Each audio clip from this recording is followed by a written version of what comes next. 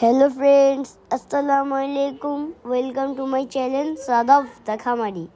আজ আমি আপনাদের মাঝে ব্যতিক্রমী একটি ভিডিও নিয়ে এসেছি। স্ক্রিনে আপনারা আমার ছোট ভাইকে দেখতে পাচ্ছেন। আমি সকালে স্কুলে গিয়েছিলাম। ঠিক এই সময় সকালে খাবার দিতে গিয়ে আমার আম্মু দেখতে পায় বেশ কিছু কোয়েল খাঁচা থেকে বের হয়ে গিয়েছে। যে খাঁচার মধ্যে কোয়েল পাখিগুলো রাখা হয়েছিল ওই খাঁচাটা মূলত একটি মুরগির খাঁচা। কাঠ এবং নেট দিয়ে তৈরি এই খাঁচাতে কিছু মুরগি পালতাম। আমাদের কোয়েল পাখির সংখ্যা বেশি থাকায় এই খাঁচাতে কিছু রেখেছিলাম। খাঁচার পিছন দিয়ে একটি বড় ছিদ্র থাকায় কিছু কোয়েল পাখি বের হয়ে গিয়েছে। ওই ছিদ্রটা বন্ধ করার জন্য আমার ছোট ভাই খাঁচাটি খালি করছে।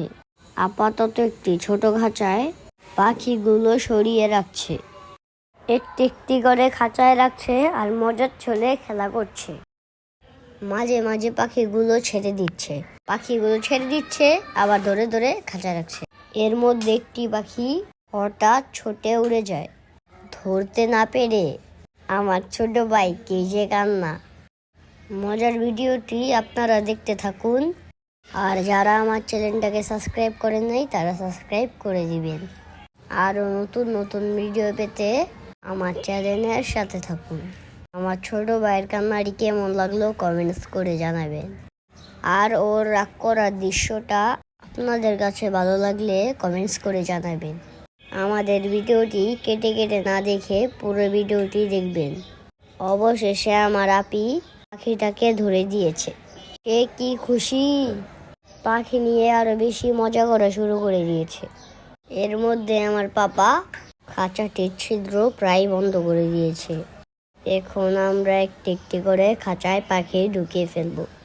খাঁচার ভিতর পাখি একটা একটা করে দেওয়ার সময় আমার ছোট ভাই মুরগির সাথে যেমন পাখির মারামারি না লাগে সেই জন্য পাখিকে পা দিয়ে লুকিয়েছে। হঠাৎ পাখিটি ছুটে খাঁচার নিচে চলে যায়। একদম খাঁচার পিছনে পাখিটি চলে যাওয়ায় আর বের করতে পারছে না। এরপর পাখিটি এদিক সেদিক ছোটাছুটি করছে।